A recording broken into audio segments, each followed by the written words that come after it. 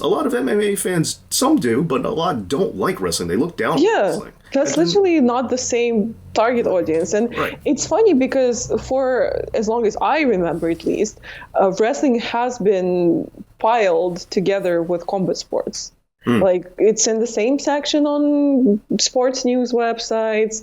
It's, just assumed in conversation. When you say you like wrestling, people are like, oh, but what about MMA? And then we did have, lots of stars actually switch between the two several times. And we've seen, Jake Hager has been successful, or had been, I don't know if he quit or if he's still going to come back. Obviously, the legendary CM Punk UFC run. Unforgettable. Legendary in one thing, not so much in the other. One thing that confuses me, though, one thing that I think is mind-blowing is the Wrestling Observer for their Booker of the Year awards. They have given that to UFC before. There have been years where Booker of the Year has been a UFC person. And I'm like, what? I mean, that also, that's a question of, are we ready to stop clinging to Kayfabe? Because thing is, if we take booking as you take people and put them together into fights, then it's the same thing. Then it's perfectly qualifiable for that. But if we finally let go, and if we finally let the world know that it's a TV show that we're watching and cheering for people, but a lot of people aren't willing to do that. I've been saying that forever. Out of respect to a lot of my coworkers and a lot of people that I know who feel very strongly, I still, maintain a certain air of mystery to the business, and I'm always going to do that. There are definitely things that I will never talk about, no matter how much you beg me. I won't reveal them. My, closest people in my life I won't talk about. But the reality is, I do agree with you. I think we should just let go. I mean, I understand that. I understand how many people have made sacrifices to protect it. I get it. Yeah. But the cat's out the bag, and it's been out for a very long time. McMahon... The cat's almost dead. The cat's elderly. The cat has arthritis. But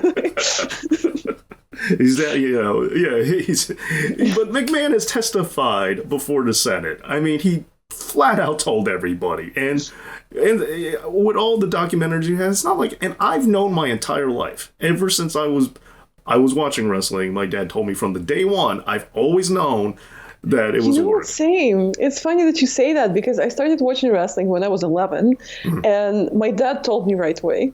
Yeah. Because my dad actually used to do amateur wrestling, and he had friends who went on to become pro wrestlers, and, he told me right away. But the thing is, with Kayfabe, it's one thing I really love about WWE documentaries is how artfully they walk that line. It is acknowledged, right, that it's somewhat scripted, right? But they never outright tell you that it's predetermined. They never outright tell you there's a script. I just really love the way they walk that line. And sometimes when I do, not fully shoot interviews, I also really like to keep it that way. And I also did a mini documentary about Romanian wrestling, and that's where I also try to really tiptoe around that. I really like it as, in media, as a way of expressing it, right? But also I saw on Twitter just recently a really cool analogy. I can't remember who said that, unfortunately, but I was like, wow, I wish I'd thought of that. But someone said that another universe that really has Kayfabe in the modern world is Muppets. Because everyone pretends that they're real people. Well, not people, animals, characters, whatever. Everyone... They're not? Oh my God, I'm sorry I burst your bubble. See? No, but seriously, the common denominator is that everyone knows that they're not, but everyone pretends that they are. And the only reason is that it's better that way. The only reason is that we collectively decided that it's more fun to pretend like they are. And I really, really like that analogy. And I don't know, for many years I've been an advocate for letting go of Kayfabe, and when this whole movement was kind of started by Jordan Grace, where she displayed her real name on her Twitter, when wrestlers started saying that, or say Car Noir played by, acted out by Tom. It's when wrestlers started really separating their character from their real life human person. I've always really liked that, and I've always advocated for that, but sometimes it's good to walk that line a little bit. I really that now that you mentioned it that way, the Muppet thing is the most genius thing I've ever heard. But right? Like, I wish I thought about that. and yeah, you're right. We do it because we just like it better that way, even though everyone knows. I think that's brilliant. Okay. All right. Well, Xenia, I want to say thank you again for being on this program. I'm so happy to have you. And again, a big fan of your work. Very much lots and lots of respect. So where can they find you? Tell everyone where to get to see more of you and of your amazing content. And thank you so much for having me. And likewise, my compliments are to your content. And I just feel like you're doing amazing work in our field.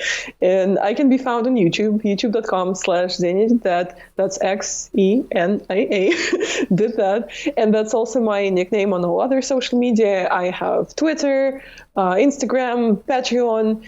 You can find my merch on Teespring. I have the links in all of my bios on all of my social media. I actually recently dropped some new merch to match the new aesthetic that I have to my channel, the new vibe.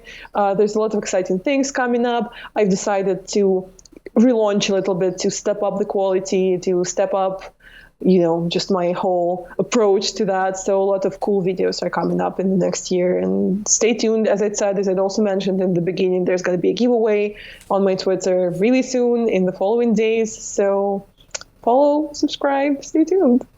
Sounds good. Thank you again for being on here. So Xenia did that. And for me, it's David Lee, your host. And as always, Dave knows.